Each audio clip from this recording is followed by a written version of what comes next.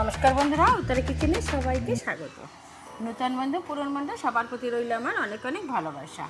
আজকে আমি শেয়ার করব পটল। দেখুন বড় সাইজের পটল নিয়েছি, এই যে কত সুন্দর পটলগুলো দেখতে, একটু কচি আছে। তো এই পটলগুলো নিয়েছি, আজ করব পটল ভর্তা। পটল তো অনেক রকমভাবেই খেয়েছি, কিন্তু আজকে বানাচ্ছি পটল ভর্তা। যেটা আমি বানাচ্ছি সেইভাবেই আমি শেয়ার করছি। আসুন দেখে নিই কীভাবে পটল ভর্তাটা বানাই। পটলগুলো আমি একটু ছুলে দিচ্ছি এইভাবে। আজকে মোটা করে ছোলার দরকার নেই, এইভাবে পাতলা খোসাটা ফেলে দিলেই হয়ে যাবে। বন্ধুরা কেউ স্কিপ করে দেখবেন না, ভিডিওটা ফুল ওয়াচ করে দেবেন। দেখুন আমি পটলের খোসাগুলো একটু আমি এইভাবে ছেলে নিচ্ছি।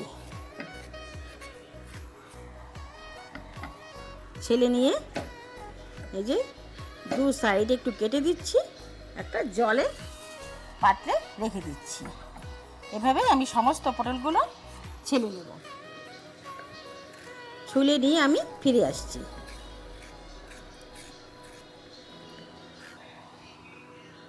সমস্ত পটল আমি এই যে পাতলা খোসাটাকে ফেলে দিয়েছি, আর দু সাইডের অংশ কেটে ফেলে দিয়েছি।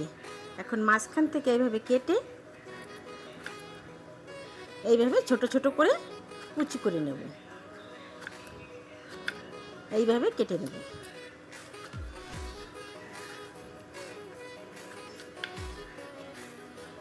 আর একটা কেটে দেখিয়ে দিচ্ছি। এই যে দু ভাগ করে নিয়েছি, দু ভাগ করে এভাবে ছোট ছোট করে কেটে নিচ্ছি। সব পটলগুলো আমি এইভাবে ছোট ছোট করে কেটে নিয়েছি। টমেটো দুটো কেটে নিয়েছি। বন্ধুরা পটল ভর্তা নাম শুনলেই খেতে ইচ্ছা করে, জিভে জল চলে আসে। তার জন্য আজকে কী কী নিয়েছি, নিয়েছি কটা চিনেবাদাম। চিনেবাদামটা একটু রোস্ট করে নেব। কড়াইটা তো গরম হয়েই গেছে, চিনেবাদামটা একটু রোস্ট করে নিচ্ছি। হয়ে গেছে, এখন আমি এগুলো নামিয়ে নিচ্ছি।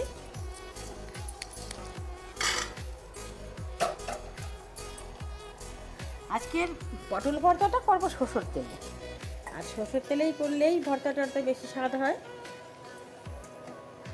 দিয়ে দিচ্ছি একটু তেল।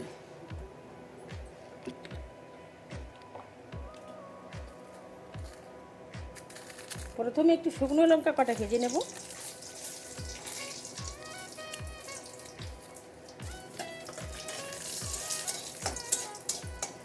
শুকনো লঙ্কা একটু লাল করে ভেজে নিচ্ছি। হয়ে গেছে, এখন আমি তুলে নিচ্ছি।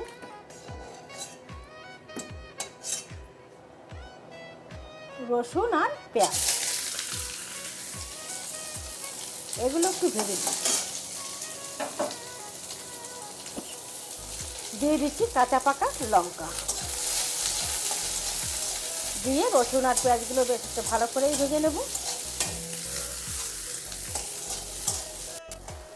অতটাও লাল করে ভাজিনি, একটু ভেজে নিয়েছি। আর রসুন আর পেঁয়াজটা দুটোটাই সেদ্ধ হয়ে গেছে। মাঝখানে একটু জায়গা করে নিয়েছি, দিয়ে দিচ্ছি কালো জিরে আর সরষে। আর এই কালো জিরে এই সরষেটা দিয়ে এই পটল ভর্তাটা করে না, একটা দারুণ স্বাদ হয়। এটা দিয়ে আর একটু সব মিলিয়ে ভেজে নিচ্ছি। একদমও যাতে বেশি না ভাজা হয়, একটু চটপট করে ফুটে উঠছে। এখন এই অবস্থায় দিয়ে দেব, এই পর্যায়ে দিয়ে দিচ্ছি পটল আর টমেটো।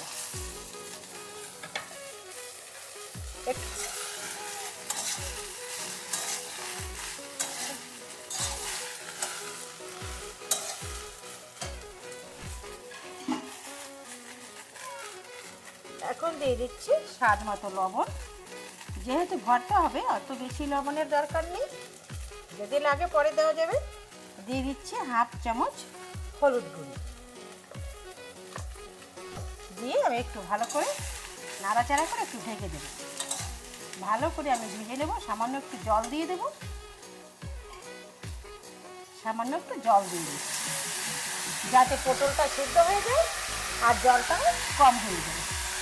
বুঝলেন, যে যেখান থেকেই আমার ভিডিওটা দেখা শুরু করবেন, দূরে কাছে এতে প্লিজ বন্ধুরা একটা লাইক দিয়ে দেখা শুরু করবেন। কারণ আপনাদের একটা লাইকে আমার আর একটা নতুন ভিডিও বানানোর উৎসাহ জানাই। আর যারা নতুন আজ প্রথম ভিজিট করছেন, সাবস্ক্রাইব করে পাশে থাকার অনুরোধ রইল।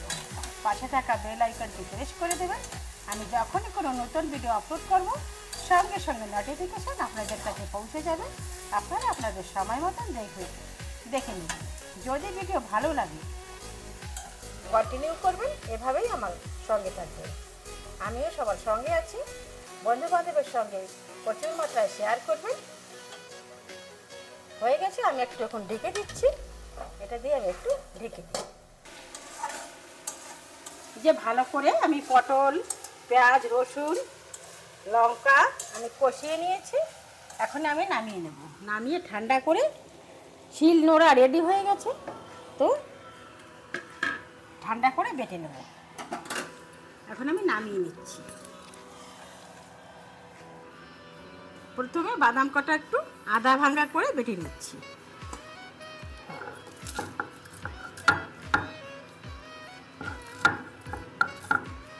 শিল নোড়ায় বাটলেই বেশি স্বাদ হয়, তো একটু বেটে নিচ্ছি। একদম পুরো মাত্রায় ঠান্ডা করে নিয়েছি। এখন আমি বেটে নিচ্ছি। অল্প অল্প দিয়ে আমি বেটে নেব। মানে না, মিক্সিতে পেশালেও হয়, কিন্তু এই যে বাটা দিলে না, শিলনোড়ায় একটা দাঁড়দারা ভাব থাকে আর খেতে দারুণ লাগে, টেস্ট বেশি হয়। তো আমি বেটে নিচ্ছি। এভাবেই আমি সমস্ত পটল বেটে নিয়ে ফিরে আসছি। বন্ধুরা, এই যে ভালো করে আমি বেটে নিয়েছি। এখন আমি তুলে নিচ্ছি। বেশ সময় লাগলো বাটতে, আর এই বাটলেই স্বাদ হয়। মিক্সিতে তো গুল্লি দিলে হয়ে যায়। তো কড়াইটা আবার বসিয়ে দিয়েছি, একটু তেল দিয়ে দিচ্ছি। আর একটু দেই, ভর্তা তো ওটুকেই হয়ে যাবে। মৌরিটা শরীরের জন্য ভীষণ উপকারী। দিয়ে দিচ্ছি দুটো শুকনো লঙ্কা। লঙ্কাগুলো একটু ভেঙে দিয়ে দিচ্ছি। শুকনো লঙ্কা আর একটু মৌরি ফোড়নও দিয়ে দিলাম। বেশ ফোড়নটায় সুগন্ধ বেরিয়েছে। এখন দিয়ে দেবো এই যে ভর্তা, পুরো বেটে নিয়েছি।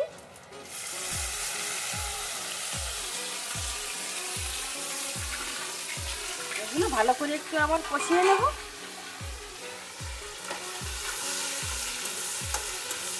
এইভাবে কষাতে কষাতে একদম শুকিয়ে ফেলবো।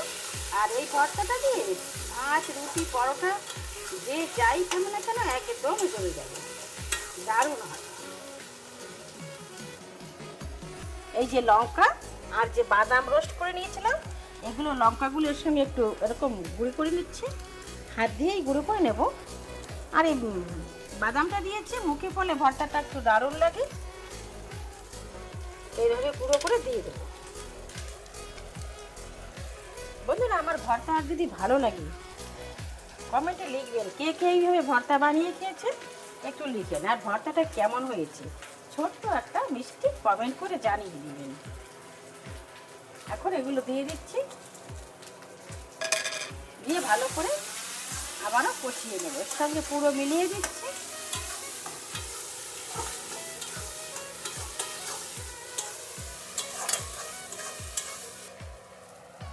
টেস্টের ব্যালেন্সের জন্য একটু চিনি দিয়ে দিলাম।